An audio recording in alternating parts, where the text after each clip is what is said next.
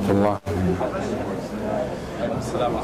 إن الحمد لله نحمده ونستغفره ونعوذ بالله من شرور أنفسنا ومن سيئات أعمالنا. من يهدي الله فهو المهتدي ومن يضلل فلا هادي له. أشهد أن لا إله إلا الله وحده لا شريك له وأشهد أن محمدا عبده ورسوله. We continue with ابن القيم رحمه الله في كتابه القيم الفوائد. يقول رحمه الله: للعبد ستر بينه وبين الله وستر بينه وبين الناس، فمن هتك الستر الذي بينه وبين الله هتك الستر الذي بينه وبين الناس. He says رحمه الله, there is a barrier between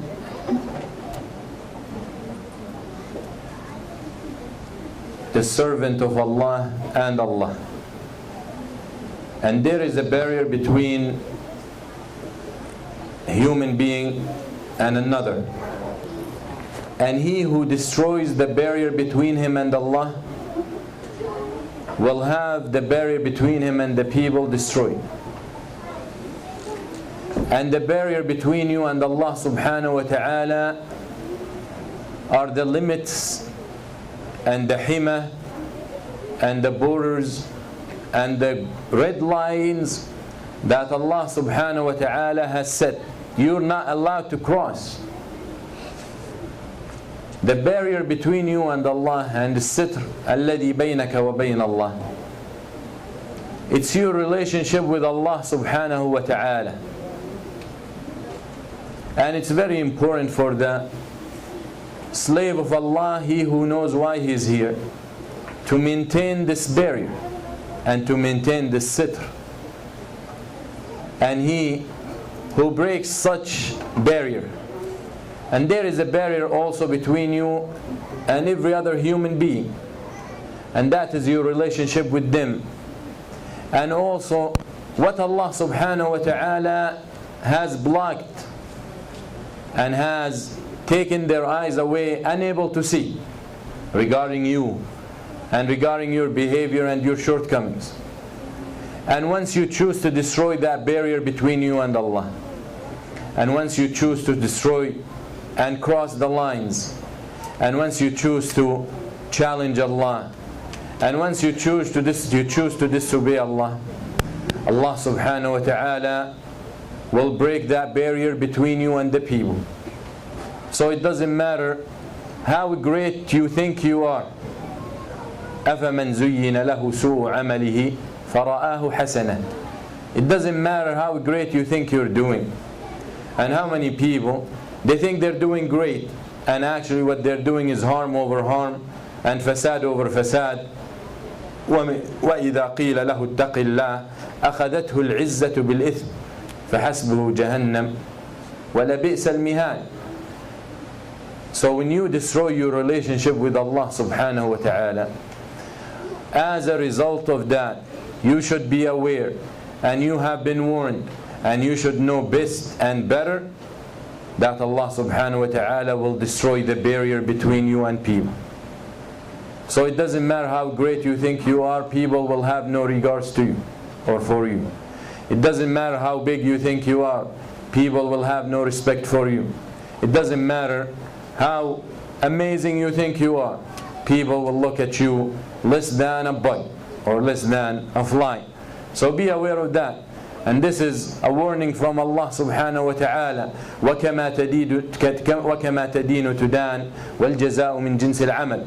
And whatever you owe and whatever you inflict into others will be inflicted on you. Whatever you do to others will be done to you, and the reward or the punishment from the same type of the behavior and the action. So be aware of that, and know that you need to maintain, and you need to protect, and you need to preserve that relationship between you and Allah subhanahu wa ta'ala, for Allah subhanahu wa ta'ala to protect your relationship with the people, and for Allah subhanahu wa ta'ala to cover your shortcomings from the people. والله لو عرفوا قبيح سريرتي لأبى السلام علي من يلقاني ولا أعرضوا عني وملوا صحبتي ولبؤت بعد كرامة بهواني. لكن سترت معايبي ومثالبي وحلمت عن خطئي وعن نسياني فلك المحامد والمكارم كلها بعواطفي وسواعدي وبناني. If Allah subhanahu wa ta'ala would have taken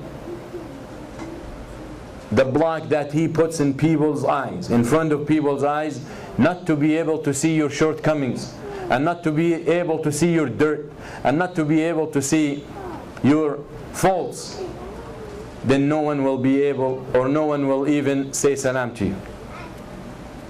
You find people respecting you and honoring you, and when you come, they welcome you, and if they would have known the reality of you, they would have turned their back away from you. So be aware of that. And it's only the mercy of Allah subhanahu wa ta'ala that protects your fault from the people. ويقول النبي صلى الله عليه وسلم that the person he who follows the shortcomings of people, من تتبع عورات الناس تتبع الله عورته حتى يفضح ولو في عقر بيت. He who follows the faults of people, and he who looks for the shortcomings of people. So he's always waiting. You find the people, or this person أحسن معه أمده. You find him good to him years after years after years. And when this person makes a mistake, small mistake against this person, كأنه لم ير خيرا قط. Always searching for people's mistake, always looking for what he's doing so he can expose him. And you find this kind of people with the ulama. You find some people with the ulama. You find him ignorant. Maybe he just learned how to read and write the language of the Quran.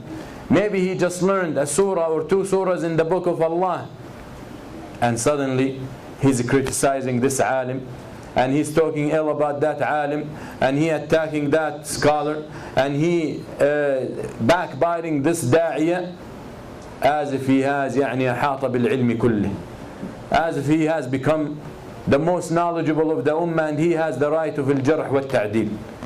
And this is fault. يقول أظنه ابن عساكر يقول اعلم أن لحوم العلماء مسمومة وأن عادة الله في هتك أستار منتقصيهم معلومة وأنه من أفلت لسانه برمي العلماء بالسلب بلاه الله قبل موته بموت القلب.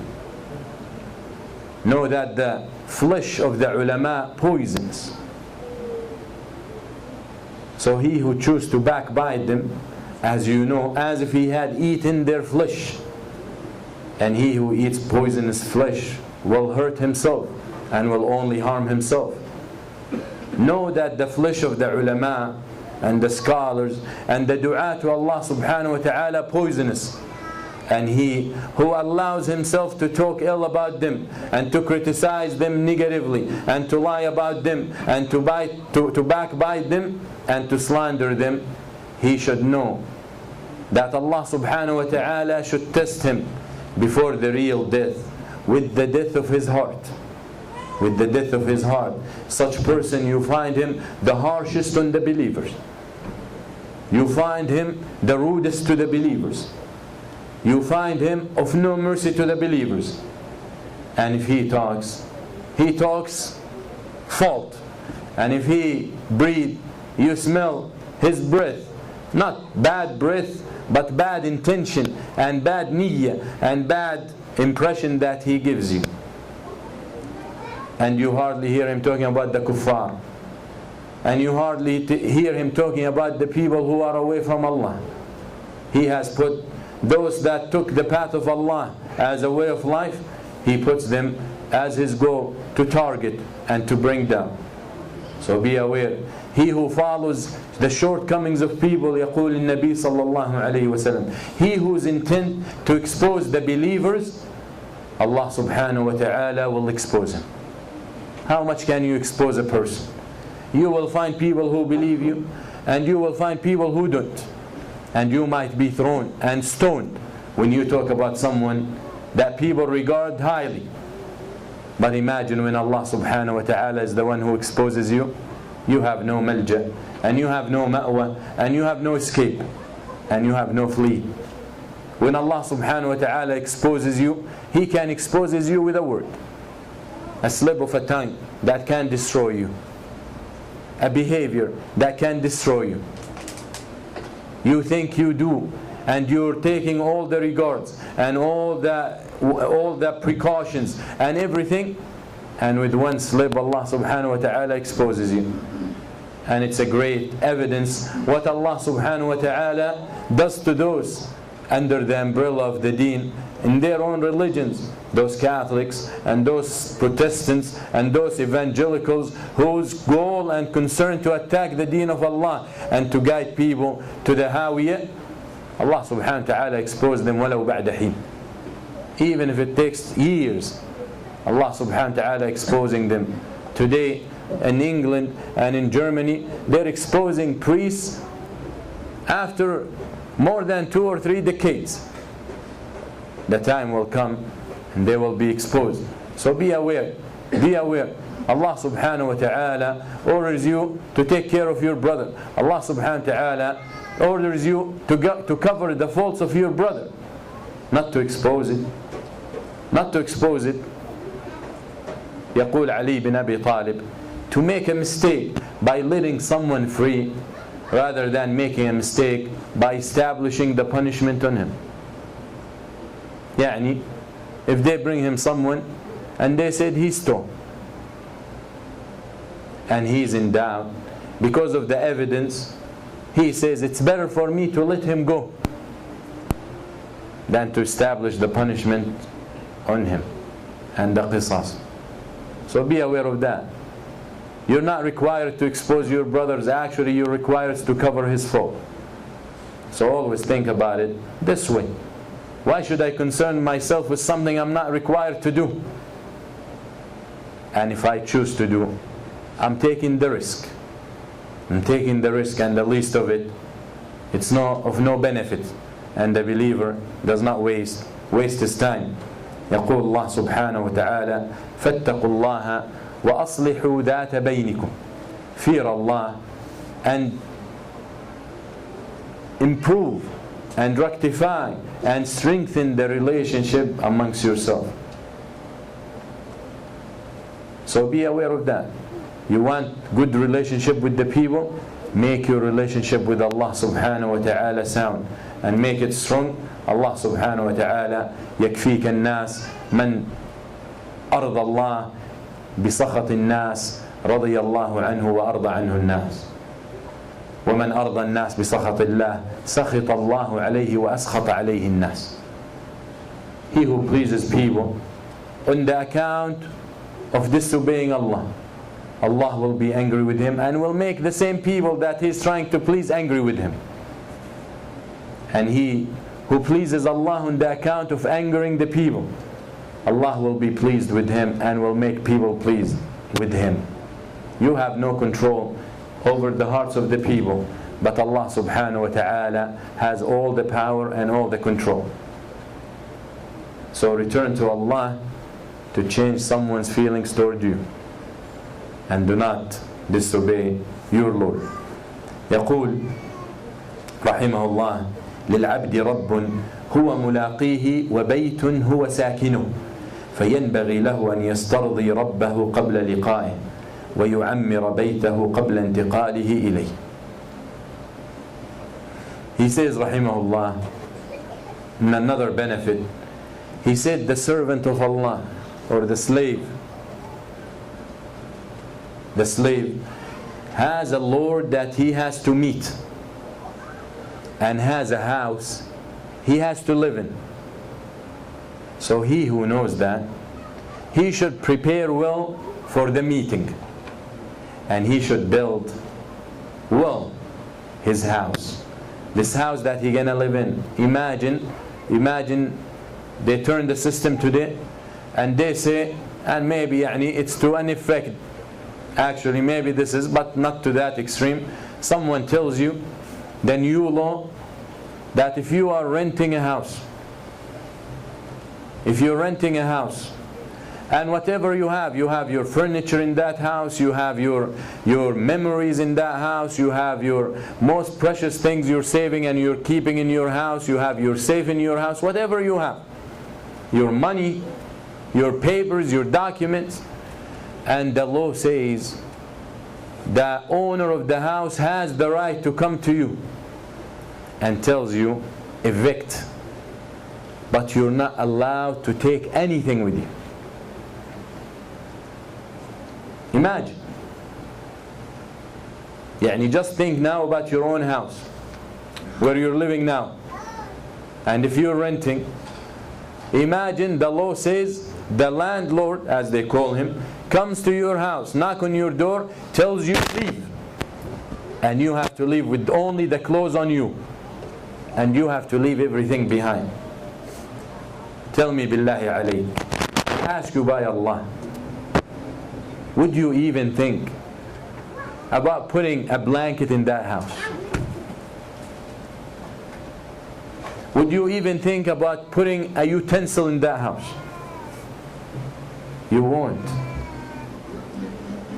Forget about the precious things and the most precious things to you. And this is the dunya. This is the dunya. This is the dunya.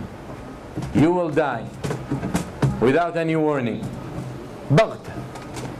Death comes to you baght, sudden, without any introductions and without any preparation, and takes you from this house with nothing.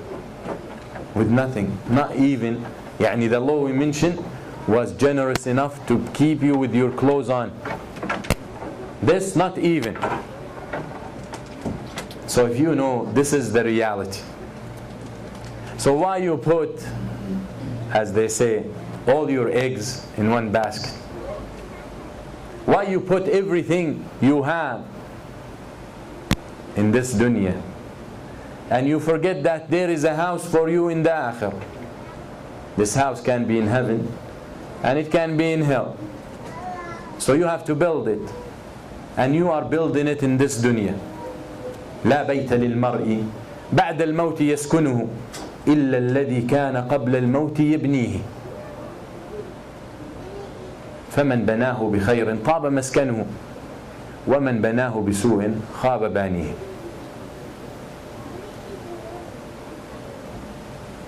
There is no house for a human being to live in but the one he's building before his death. There. You're building your house now. Maybe you don't know. Maybe you don't feel. But every single day passes on you, you have put a brick or you have put something in that house. What it is, Allahu A'lam. And once you die, that house is ready for you. But you have to choose. Do you want a house where the breeze flow through and where the beautiful faces and the fruits, and one brick from gold and one brick from silver, and the mud, misk and anbar?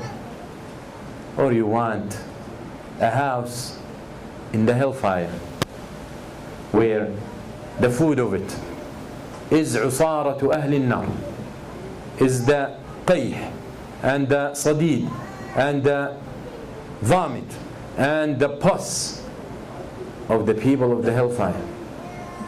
And when the wind blows, burns you physically, and when you're about to drink, the flesh of your face drops from the heat of the water before it even reaches your mouth, and you drink it.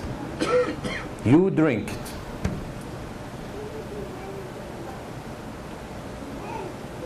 to destroy every single part of you.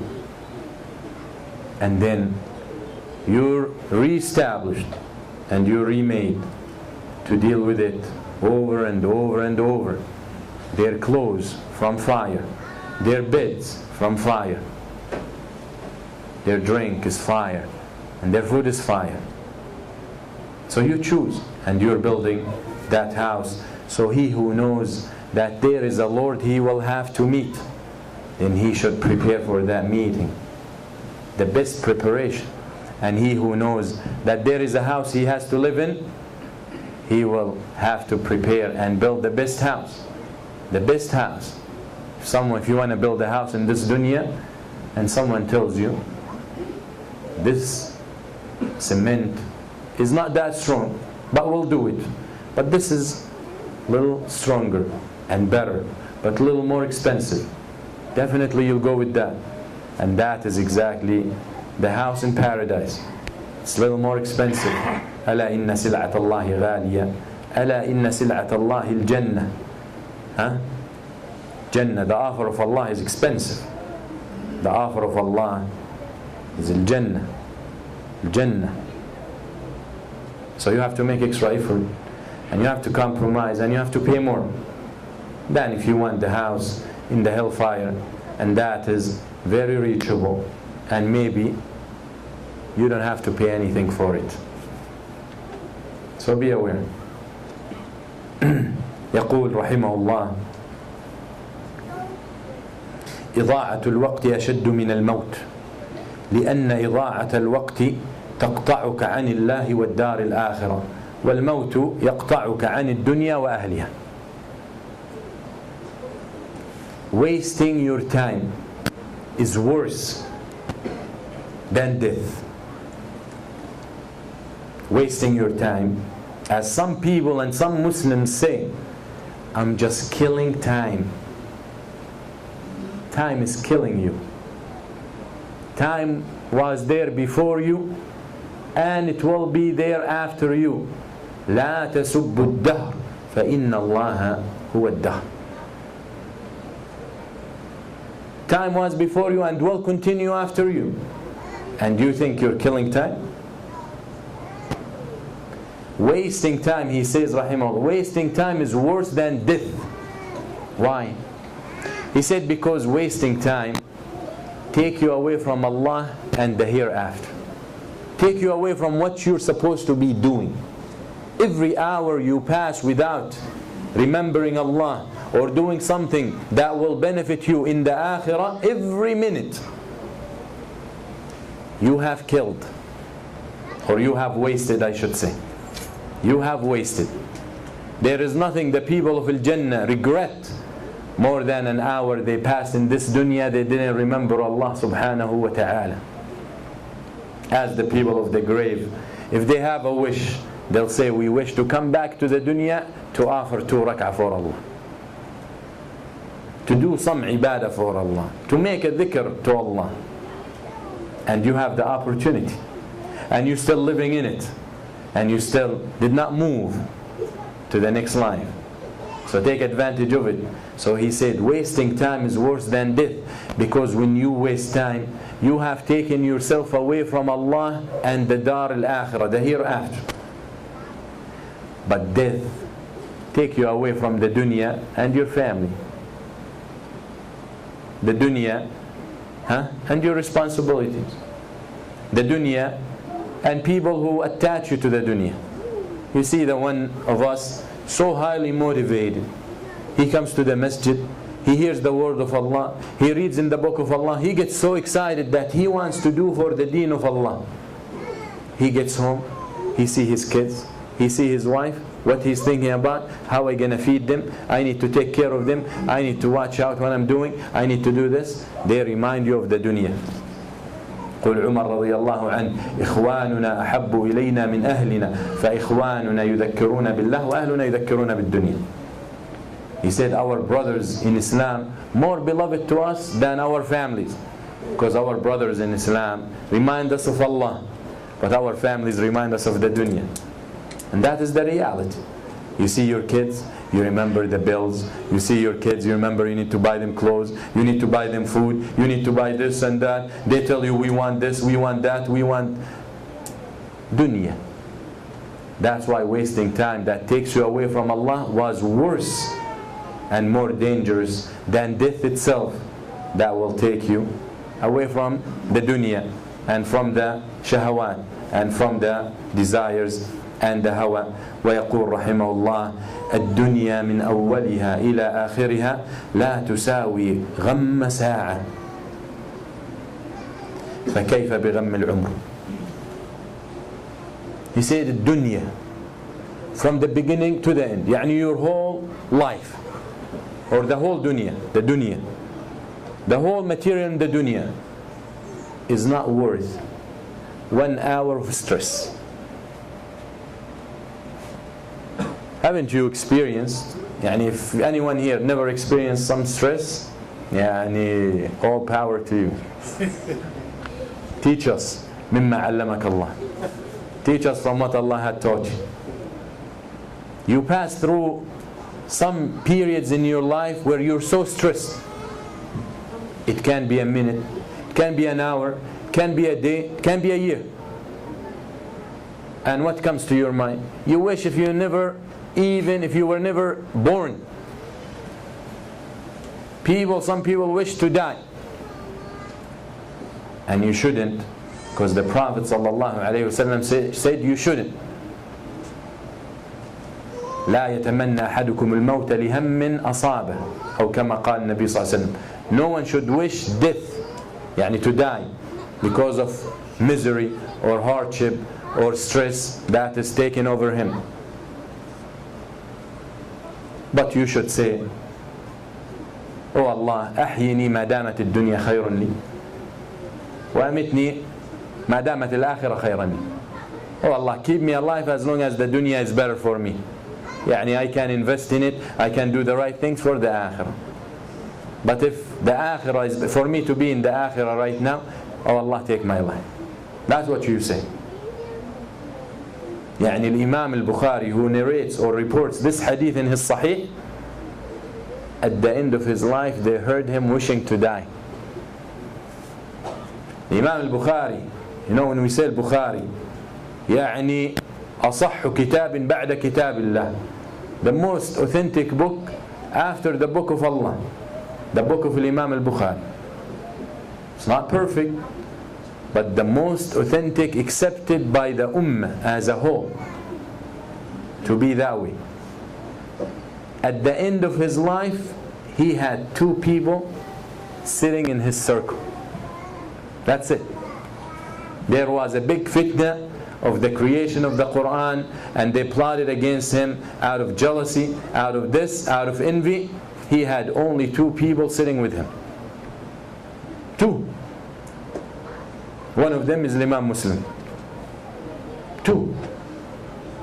That's stressful.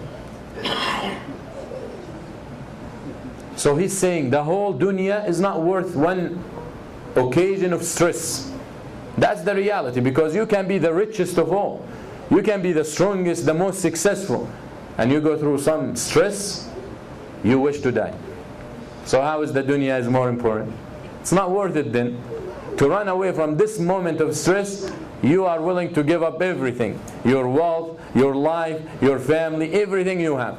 So obviously 1 hour of stress is not, the whole dunya is not worth of 1 hour of stress. So then he says, so imagine the person whose whole life is stress. Imagine the person whose whole life is stress. And who's that person? عبد الدنيا وعبد الدرهم والدينار. تعس عبد الدرهم والدينار. تعس عبد الخميصة والقطيفة. تعس. The Prophet ﷺ made dua against the slave of the dollar, of the dinar and the dirham. Huh? Someone will say, oh, this hadith is not applicable anymore. There's no dirham or dinar. No. There is dinar and penny. There's dollar and penny. Huh? There's dollar and euro. The slave of wealth and the slave of money, and in general the slave of the dunya. In general, the bottom line, the slave of the dunya. He who lives for the dunya and die for the dunya. Ta'is. Prophet says, let him be miserable. And he is indeed miserable. So such a person, his whole life is misery and stress. Stress. He makes $1 million, right away. He might enjoy it for a second, right away he starts thinking about the next million. Right away he starts thinking, how am I going to keep this million? Right away he starts thinking, how am I going to grow this million? Right away he starts thinking, so-and-so got 2 million. I'm jealous. I need to get 2 million. Always in stress. So imagine that person, what kind of life he will have. إنها لا تعمى الأبصار ولكن تعمى الصدور القلوب التي في الصدور. So be aware of that. And we ask Allah subhanahu wa ta'ala to make us of those who take advantage of the dunya for the akhirah, and to give us the tawfiq to take advantage of what this dunya provides for us, to build that beautiful house in al-Jannah, inshallah. And we ask Allah subhanahu wa ta'ala to benefit us with what we heard, and we ask Allah subhanahu wa ta'ala to teach us what we don't know. And just to finish it with this question that keeps coming up is the masjid or the Qurtuba building or center they're trying to build in New York, and what we should take. Wallahi, Ana personally, I'm not comfortable with the idea. Not the idea of building the masjid, but the idea of the support that I see. A project that Bloomberg is supporting, wallahi, there is doubt about it. That's the mayor of New York. That is the impersonation of Jewish support, that person. If there's an idea called Jewish support, that Bloomberg is the impersonation, the embodies of it. And he's fighting for this project. لا يألونكم خبالا ودوا لو عنتم الله أعلم. But building masajid, that's something we always call for. But Allahu A'lam, I say Allahu A'lam, Allah knows what the intent behind it. Yesterday there was interview and with the guy who was in charge of the whole thing, and then brought up, they interviewed his wife, and then they were miserable. لا ولا ولا براء. There is no loyalty to the deen of Allah from both mouths. So I honestly, personally, I'm not so concerned, but you will know, we will know that there is something bigger behind it. Allahu A'lam. فستذكرون ما أقول لكم. قولوا قولي هذا واستغفر الله لي ولكم وصلى الله على سيدنا محمد. جزاكم الله خيرا.